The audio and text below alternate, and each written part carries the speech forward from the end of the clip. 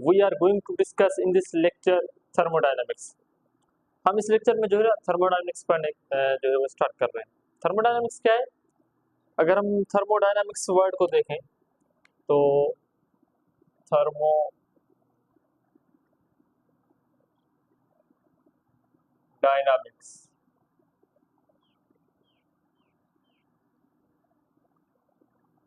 इस वर्ड से अगर इसके हम मीनिंग को देख ले तो thermo means heat and dynamics means motion of particles.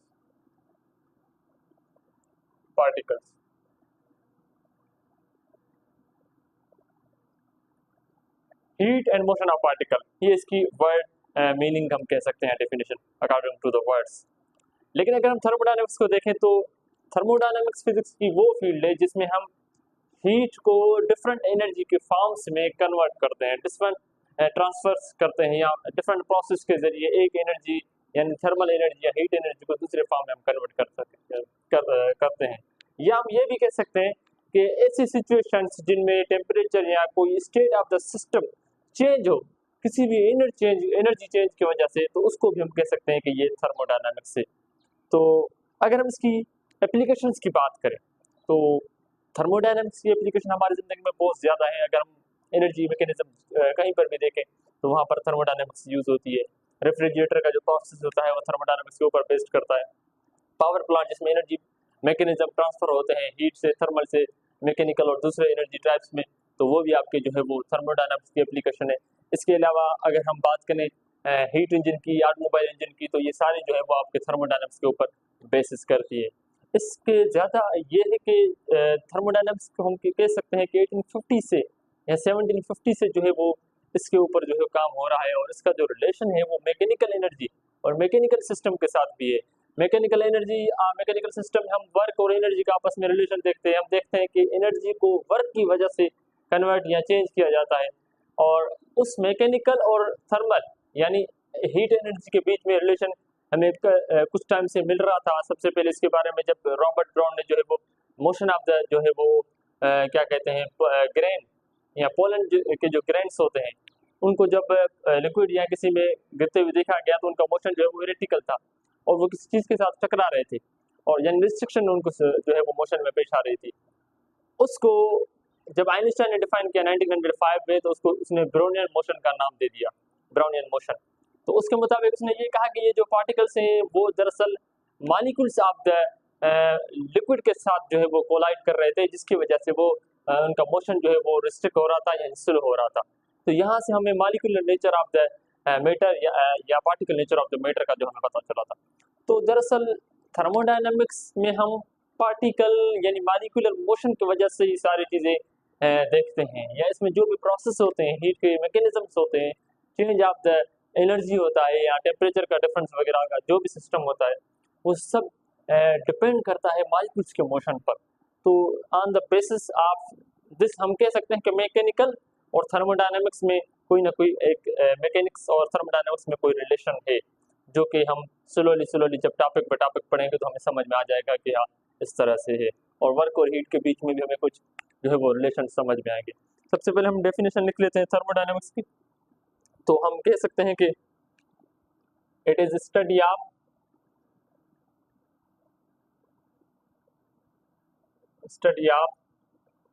Heat और थर्मल एनर्जी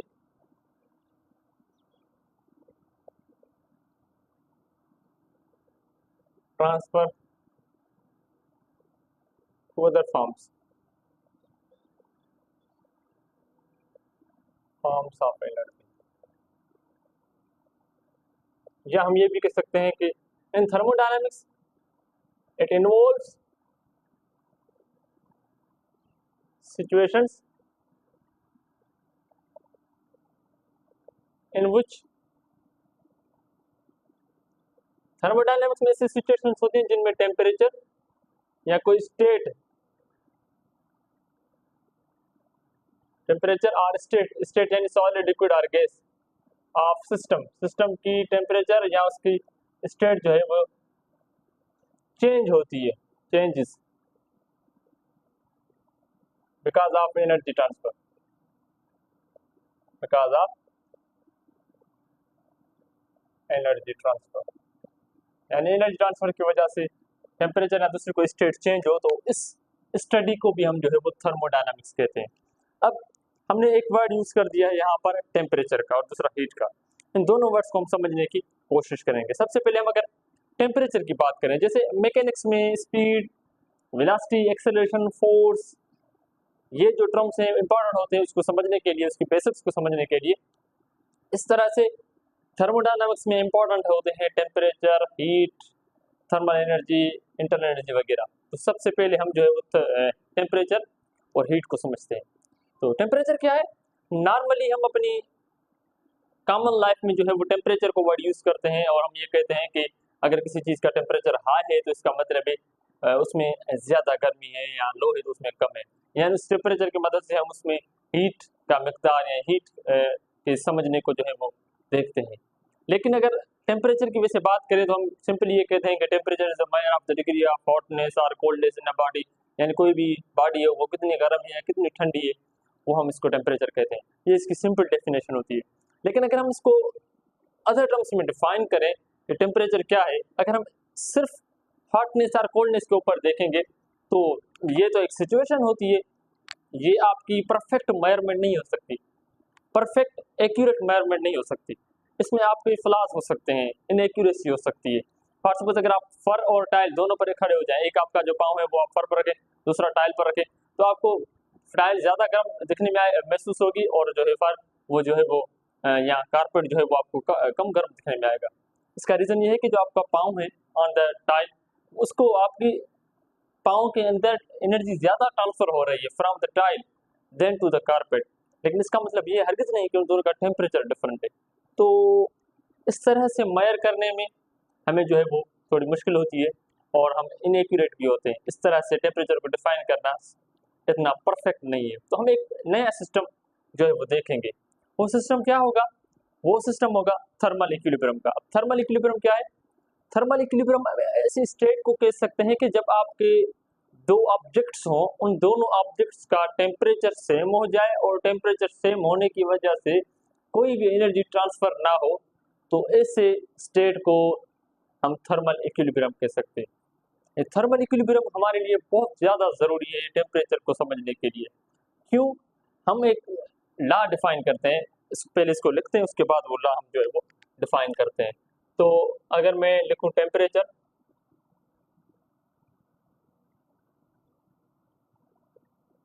तो टेम्परेचर सिंपली अगर मैं देखें तो क्या है? It is measure of degree of hardness और कोल्डनेस, सिंपल डेफिनेशन। लेकिन अगर हम इसको थर्मल इक्विलिब्रियम के टर्म्स में समझने की कोशिश करें,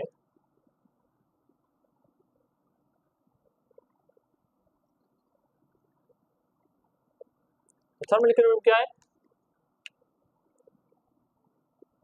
when objects have same temperature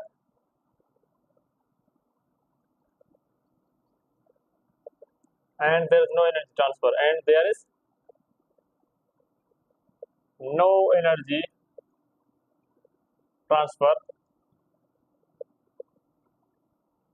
then they are said to be in thermal equilibrium।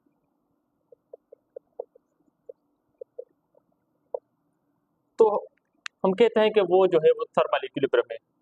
अब थर्मल इक्विलिब्रियम की मदद से हम टेम्परेचर को डिफाइन करते हैं और इसको हम कहते हैं zeroth law. Zeroth law defines the temperature, gives the basic definition of temperature. Zeroth law हमें क्या बताता है कि अगर किसी सिस्टम के अंदर एनर्जी ट्रांसफर नहीं हो रही तो इसका मतलब उस सिस्टम का जो टेम्परेचर है वो कांस्टेंट है, या उसके अंदर जो ऑब्जेक्ट्स हैं उनका टेम्परेचर वो कांस्टेंट है।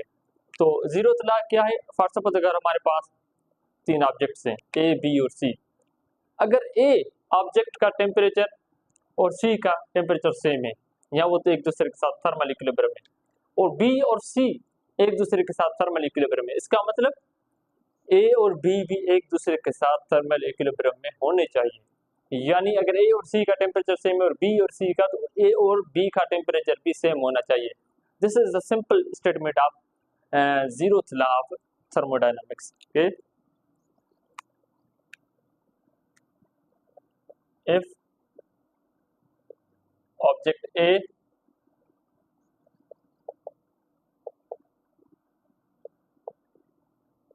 and C are in thermal equilibrium,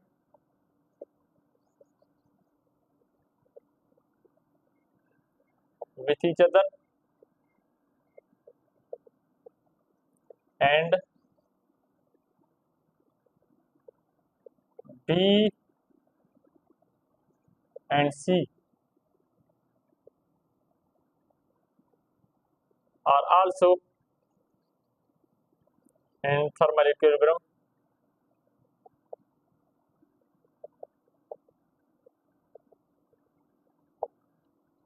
it means A and B must be in thermal equilibrium. तो ए और बी वो भी थर्मल इक्विलिब्रियम में होना जरूरी है। अब इस लॉ के मुताबिक, zeroth लॉ के मुताबिक, टेम्परेचर ऐसी प्रॉपर्टी है या वो इंट्रिंसिक प्रॉपर्टी है किसी भी सब्सटेंस की या मटेरियल की, जिसकी मदद से हम ये बता सकते हैं कि क्या वो थर्मल इक्विलिब्रियम में है या नहीं है। तो according to this,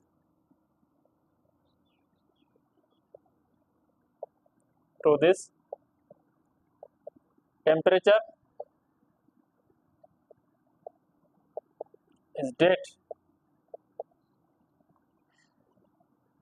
intrinsic property of substance or matter, that intrinsic property of substance which tells us whether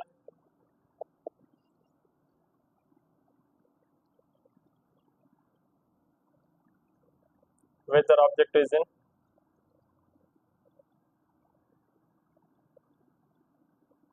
thermal equilibrium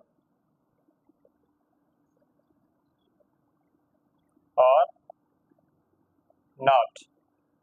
तो हमसे इसके मतलब से हमें ये पता चलता है कि क्या ऑब्जेक्ट थर्मल इक्विलिब्रियम में है या नहीं है। इसके अलावा हम और भी टेम्परेचर की डेफिनेशन बना सकते हैं और उसको समझ सकते हैं, और वो ये है कि अगर हम इसको आगे जब डिस्कस करेंगे हम काइनेटिक मॉलिक्यूलर थ्योरी और उसका जो मॉडल है, तो हमें ज़्यादा पता चल जाएगा कि क्या रीज़न होता है टेम्परेचर का, किस वजह से जो है वो टेम्परेचर इंक्रीज होता है, डिक्रीज होता है, किस वजह से एनर्जी ट्रांसफर मैकेनिज्म जो है वो होता है। यहाँ पर मैं सिंपली एक वो इसकी हिंट दे देता हूँ कि टेम्परेचर या और कोई भी मैकेनिज्म है तो वो मॉलिक्यूल्स के मोशन की वजह से होता है। हम जब देखेंगे इंटरनल एनर्जी के बारे में तो उसमें हम ज़्यादा डिटेल से पढ़ेंगे। तो थर्मल एनर्जी में मुख्तलिफ एनर्जी के जो है वो मैकेनिज्म आ जाते हैं, वाइब्रेशनल, रोटेशनल, ट्रांसलेशनल, और इसके अलावा इलेक्ट्रॉनिक और दूसरे वगैरह। तो जनरली हम जो कहते हैं टेम्परेचर, तो टेम्परेचर हम कहते हैं, दूसरे टाइप्स भी इसमें आ सकते हैं, लेकिन जनरली हम कह सकते हैं कि जो मॉलिक्यूल्स होते हैं उनकी जो एवरेज ट्रांसलेशनल काइनेटिक एनर्जी होती है, टेम्परेचर उस पर डिपेंड करता है। जितनी मॉलिक्यूल्स की एवरेज ट्रांसलेशनल काइनेटिक एनर्जी ज़्यादा होगी, उतना मॉलिक्यूल्स का टेम्परेचर या उस सिस्टम का टेम्परेचर ज़्यादा होगा। जब टेम्परेचर इंक्रीज होता है इसका मतलब मॉलिक्यूल्स की एवरेज काइनेटिक एनर्जी इंक्रीज हो रही है, और जब टेम्परेचर डिक्रीज होता है तो इसका मतलब मॉलिक्यूल्स की एवरेज काइनेटिक और translational average kinetic energy decrease होती है। तो ये भी हम इसकी सिंपल डेफिनेशन लिख सकते हैं कि it is average translational kinetic energy of molecules. Simply ये average translation kinetic energy of the molecules. ये सिंपल कुछ डेफिनेशंस थी टेम्परेचर की। इसके मुख्तलिफ यूनिट्स हैं जो हम यूज़ करते हैं, जिनके बारे में हम नेक्स्ट लेक्चर में जो है वो डिस्कस करेंगे जब हम इसके टेम्परेचर की जो स्केल्स को डिस्कस करेंगे। तो वो यूनिट केट्स हैं, इसका जो है वो यूनिट सेल्सियस वगैरह स्केल के मुताबिक है, फ़ारेनहाइट के मुताबिक भी इसका यूनिट फ़ारेनहाइट है, और इसका यूनिट जो है केल्विन स्केल के मुताबिक है, केल्विन भी। तो इसका ऐसा जो यूनिट है वैसे वो केल्विन है। Unit of temperature is kelvin, क्योंकि हम नेक्स्ट लेक्चर में जब इसको डिस्कस करेंगे तो हम इसको देखेंगे। और टेम्परेचर जो है वो स्केलर क्वांटिटी है, इट इज स्केलर क्वांटिटी। इसको डिफाइन करने के लिए हमें कोई डायरेक्शन वगैरह की ज़रूरत नहीं पड़ती। अब हम आ जाते हैं हीट के ऊपर कि हीट क्या है और टेम्परेचर और हीट के आपस में रिलेशन भी क्या है। तो अगर हम हीट की बात करें, जनरली हमारा एक कॉन्सेप्ट है कि हम जो है वो ये समझते हैं कि heat is a type of energy. Heat एक एनर्जी की टाइप है, जबकि इन थर्मोडायनामिक्स जैसे मैकेनिक्स में वर्क एक प्रोसेस होता है जिसकी मदद से मैकेनिकल एनर्जी कन्वर्ट होती है। इसी तरह से थर्मोडायनामिक्स में हीट एक प्रोसेस है, एक मेथड है एनर्जी कन्वर्जन का, जिसमें एनर्जीज कन्वर्ट होती है, यानी थर्मल एनर्जी कन्वर्ट होती है। लेकिन हम इसको मिसकंसेप्शन से यूज करते हैं कि heat is a type of energy. Actually heat is a process by which thermal energy changes due to difference of temperature. अच्छा, अगर हम हीट को एज अ एनर्जी कंसिडर कर रहे हैं या थर्मल एनर्जी की बात करें, heat as a thermal energy, तो ये तब एक जगह से दूसरी जगह ट्रांसफर होगी जब दो ऑब्जेक्ट्स में फॉर सपोज एक से दूसरी जगह थर्मल या हीट एनर्जी तब जो है वो ट्रांसफर होगी जब दोनों ऑब्जेक्ट्स का टेम्परेचर डिफरेंट होगा। हायर ऑब्जेक्ट यानी जिसके पास टेम्परेचर ज्यादा होगा, उससे हीट हमेशा ट्रांसफर होती है to the object at the lower temperature और द कोल्ड बॉडी, यानी हॉट बॉडी से कोल्ड बॉडी की तरफ, यानी हायर टेम्परेचर से लोअर टेम्परेचर की तरफ जो है वो हीट या थर्मल एनर्जी हमेशा ट्रांसफर होती है। तो हम इसको अगर सिंपली इसकी डेफिनेशन लिखे तो it is a process by which thermal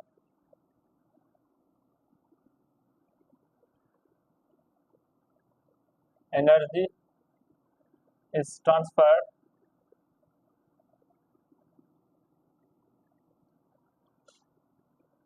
between objects because of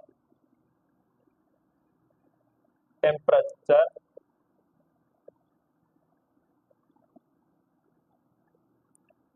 difference between them। या हम इसको अगर एनर्जी एज अ तौर पर कंसीडर करें तो हम कह सकते हैं कि it is energy Q। For suppose को हम Q को हीट एनर्जी कह रहे हैं या thermal energy, it is energy Q transferred by this process. तो हम कह सकते हैं कि it is energy Q that is transferred by this process।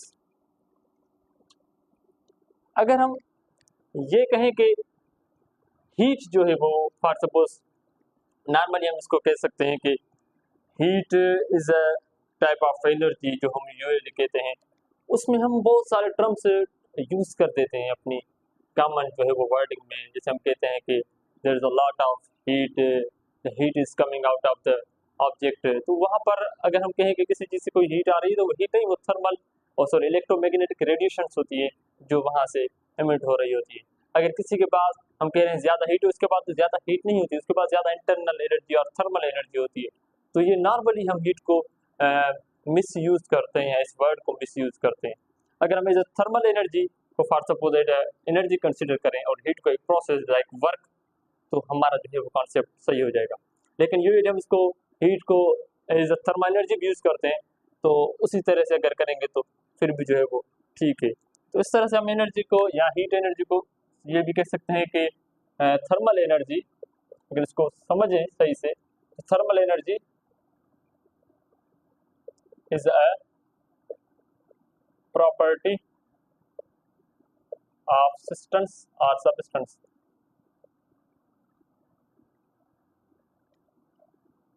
However, heat is a process. Heat is energy in transit, not energy of a body or object. Heat energy होती है लेकिन जब वो ट्रांसफर और ट्रांसिट मैकेनिज्म में होती है। अगर किसी बॉडी के पास हीट आ गई तो वो हीट एनर्जी नहीं, उसकी इंटरनल एनर्जी और थर्मल एनर्जी में कन्वर्ट हो जाती है। लेकिन जब वो ट्रांसफर हो रही होती है at that time it is considered as energy like work and heat, they both are equal. तो हीट वहां पर एनर्जी ट्रांसिट के मैकेनिज्म में हम जो है वो यूज करते हैं। अगर हम इसको और ज्यादा देखें तो हम कह सकते हैं कि it is transfer of thermal energy between two objects because of temperature difference, जो कि हम ऊपर डिफाइन करके आए हैं। और अगर हम इसके फॉर सपोज यूनिट्स की बात करें तो इसके वैसे तो यूनिट्स बहुत सारे यूनिट्स हैं। इसका BTU ब्रिटिश थर्मल जो वो यूनिट भी है, और इसका यूनिट MKS सिस्टम में जाउल भी है, और इसका यूनिट जो है वो CGS सिस्टम में मैं इसको इस तरह से लिखता हूँ कि in MKS it is joule, और हम ये कह सकते हैं कि joule joule is the unit of mechanical energy. और इन CGS सिस्टम इसको हम कह सकते हैं कि it is erg. And in जो thermal units are British system जो है वो इन थर्मल यूनिट्स, इसका जो यूनिट है it is British thermal units BTU। इसका जो मैकेनिकल इक्विवेलेंट ऑफ हीट है, मैकेनिकल इक्विवेलेंट ऑफ हीट जो है वो कैलोरी है। 1 कैलोरी इज इक्वल टू 4.12 और 16 जॉल है तकरीबन। ये इसका मैकेनिकल इक्विवेलेंट है जो कि हीट का यूनिट है। Joule is the unit of mechanical energy and this is the unit of heat और thermal energy. This is the mechanical equivalent of heat. Heat is a scalar quantity. अगर हम energy consider करें तो energy सारी scalar quantity है, तो heat भी अगर हम एनर्जी तौर कंसीडर करें तो वो स्केलर क्वांटिटी है। लेकिन ये हमें याद रखना चाहिए, heat like work is the process by which energy transfer. It is not the energy but the process by which energy transfer. This was simple introduction of temperature and heat. In next lecture we will discuss temperature and so on. Thank you.